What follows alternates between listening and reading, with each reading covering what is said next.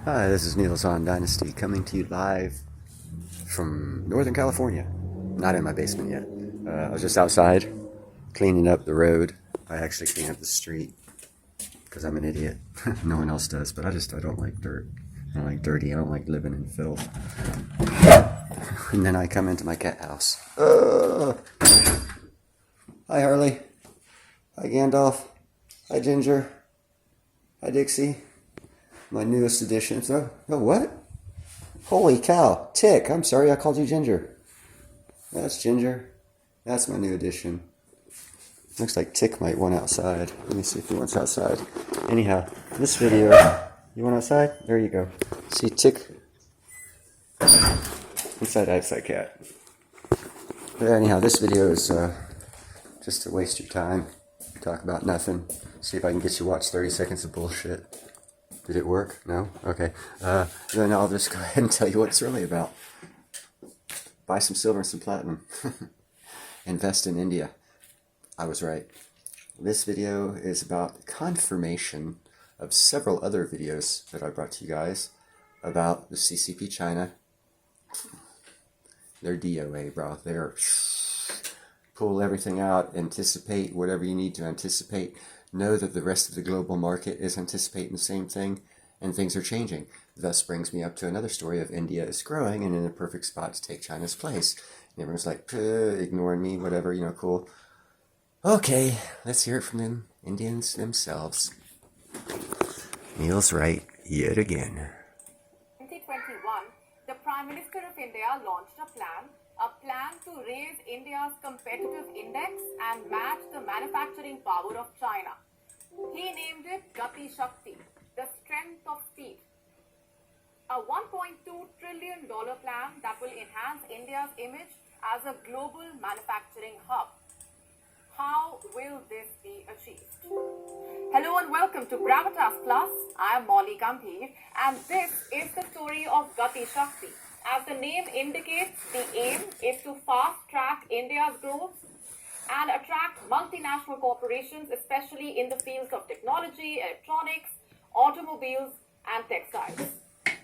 If you look at any survey, you will find that China is on the top. It truly is the world's factory. But the way things have shaped up, especially the ongoing US-China trade war, Beijing's abysmal human rights record, and its heavy-handed business tactics, this has led to a rethink in many countries. They no longer want to do business with China. They are looking for new terrains to invest in. And this is where Gati Shakti comes in. It offers these countries a new market, a chance to diversify their supply chain. How? By helping them relocate factories to India. Here's how the plan will work. To start with, the government plans to create a digital platform that will combine 16 ministries together. This portal will provide companies a one-stop solution for investments. They can use it to view project details, estimate the cost of investment, seek government approval, or get certified swiftly. Which ministries will this portal combine? Railways, civil aviation, shipping, road transport, petroleum, textiles, and food processing, to name a few. To put it simply, this portal will streamline the process of investment and give Indian manufacturers a chance to go global.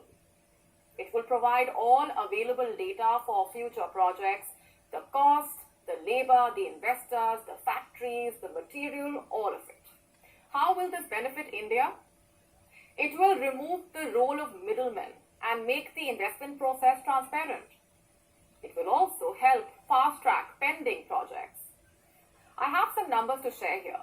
In May this year, India had a total of 1,568 projects, out of which 721 projects were delayed and over 423 ran over the original cost of implementation. Why the delay? According to official data, 40% were delayed due to land acquisition, 35% due to clearances, 15% due to verifications. That's where Gati Shakti comes in. It aims to clear this logjam and unclog this list of stalled projects. It will use technology to plug the gaps and ensure ease of doing business. Not only will this help Indian manufacturers, it will instill confidence in foreign investors.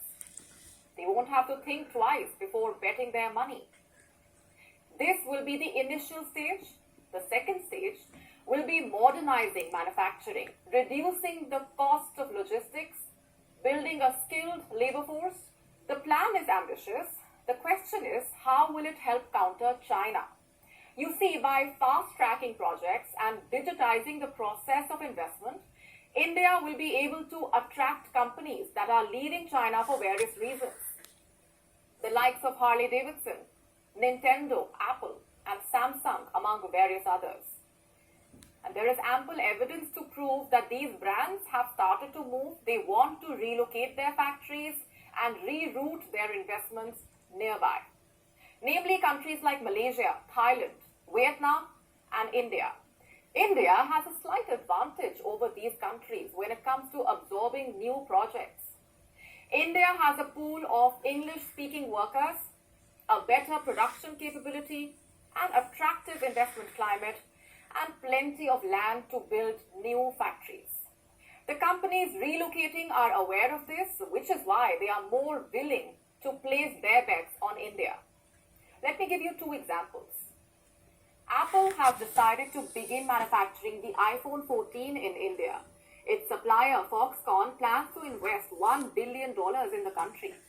Samsung Electronics has opened the world's largest mobile phone factory in India. It plans to manufacture smartphones worth $40 billion.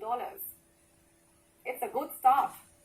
Two of the biggest smartphone companies consider India to be a better alternative. But to sustain this impression and live up to the expectations, India will have to study the country they are moving out from, China. It will have to understand how China became a manufacturing hub, learn from its business skills, and avoid the mistakes that it made. You see, 35 years ago, China's per capita income was very similar to that of African countries. But today, it is a manufacturing giant. It produces 50% of the world's major industrial goods. It is the largest producer of ships, high-speed trains, chemical fibers, machines, computers, cell phones. The question is how? How exactly did a nation of 1.4 billion people transform itself from a poor agricultural country to a formidable industrial powerhouse? It's a fascinating story with some very clever tricks. The first one is lower wages. Like I said, China has 1.4 billion people. It has more workers than are needed. Most of them happen to be from rural areas, so these workers are willing to work extra, that too on lower salaries. All they need is a bit of training. Not only did this help China create more jobs, but also brought rural workers into the mainstream. This created a huge and cheap labor pool, which helped to produce in bulk and produce it quickly. The second trick China used is lower compliance. It did not play by the rules of its investors. It did not abide by their guidelines. It showed little regard for labor laws. This may have given China a competitive edge, but investors now want to move out. The positive factors behind China's growth include the maintenance of political stability, the focus on grassroots, bottom-up reforms, promotion of rural industries, getting machinery in return for manufactured goods, providing enormous government support for infrastructure build-up. All these factors help China sustain its status of a manufacturing hub. You've got to give it to China. It did set up a good business ecosystem, only that it failed to play by the rules. It tried to overextend its boundaries in a way. It tried to ill-treat not just its people, but also the investors giving their money. This explains why manufacturing in China is dying a slow death. So as others prepare to take over China's position, they must keep these mistakes in mind, especially India. It is Asia's third largest economy, with the potential of being the largest. The Gati Shakti plan will be like a booster shot to this potential.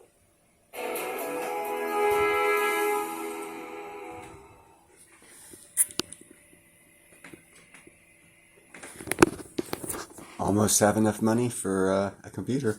And by the way, this is money when I speak about money. Again, if you watched and followed my other videos, you would already know India is where you want to invest.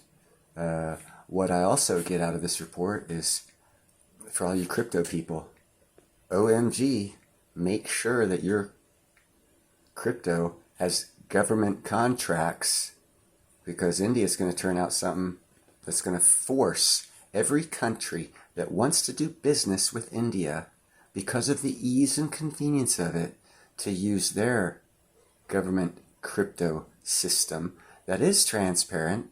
It breaks between, supposedly right now, off of first sight, it breaks the...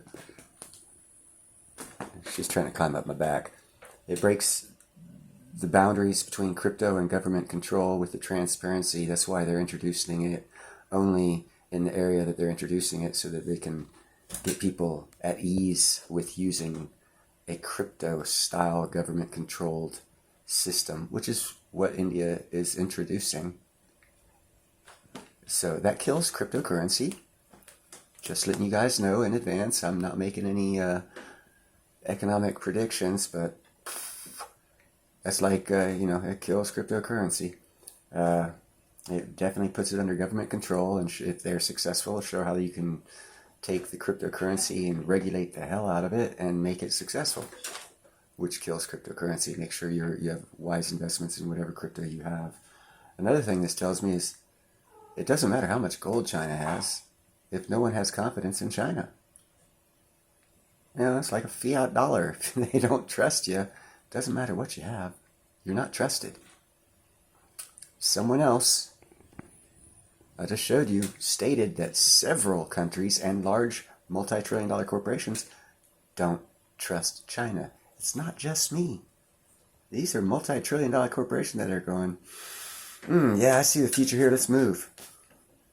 They see the future, the same future I've brought to you in previous videos.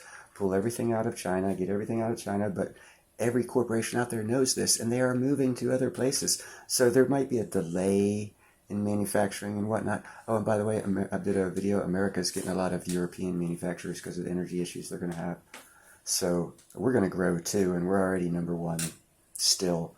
But, for all you American-hating naysayers out there, sorry, not going to happen. We're going to have a big manufacturing hub. We're actually in a better position than India to bring manufacturing here. And sorry, I just had breakfast.